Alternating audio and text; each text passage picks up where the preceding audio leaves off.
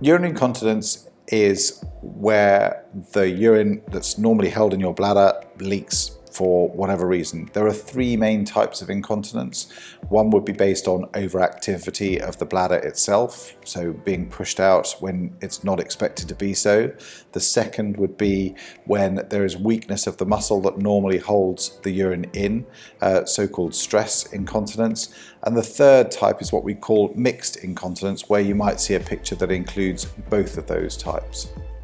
The most common causes of incontinence, if we stick to the order that I spoke about them in, the most common causes of incontinence are with an overactive bladder that develops either as a result of nerve damage to the nerve supply to the bladder, or something that just develops as people grow older. The incidence increases with age, and the reason behind that is often not explained. It's just something that happens and is a change in some people's bladder. In ladies who've had children, it is more common for them to have stress incontinence than any other group, and that's because the muscles and the support in the muscles and the support below the bladder are damaged as part of childbirth, and it is those groups that then go on to have surgery to repair that support and try and prevent or cure their stress incontinence. In terms of preventing incontinence, it's difficult to advise everybody to do the same thing, but the overactive bladder, there are certainly things that we know that trigger irritation in the bladder. So caffeinated drinks, fizzy drinks, certain types of artificial juices that may have additives in them that seem to irritate the bladder. So healthy lifestyles, drinking plenty of water, avoiding too many drinks that have been through a factory, are useful ways of thinking about how you could manage that without necessarily involving doctors or medical intervention.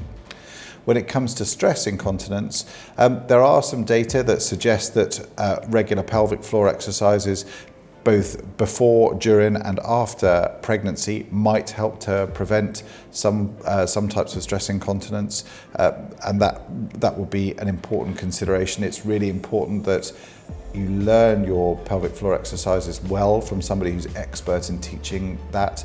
There are probably quite a few people out there who do what they think are pelvic floor exercises but have never really been taught to understand where their pelvic floor is. Surgery for the overactive bladder is really part of a hierarchy of treatment. We would talk to somebody about lifestyle changes and perhaps bladder training. We may try medication in the first instance. We then move on to more invasive forms of treatment, such as sacral neuromodulation, which is done by some people in specialist centres, and botulinum toxin injections into the bladder.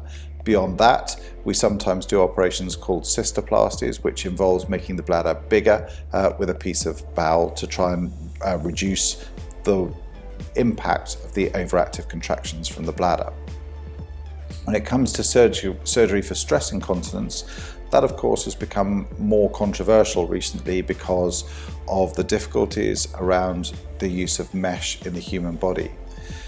That's something that is the subject of a lot of discussion and debate. It's not surgery that I do myself, but there are options to discuss around that. If you're thinking of having surgery for stress incontinence, you should have that discussed in a specialist centre with experts that do that type of work all of the time, that can therefore make sensible recommendations for you.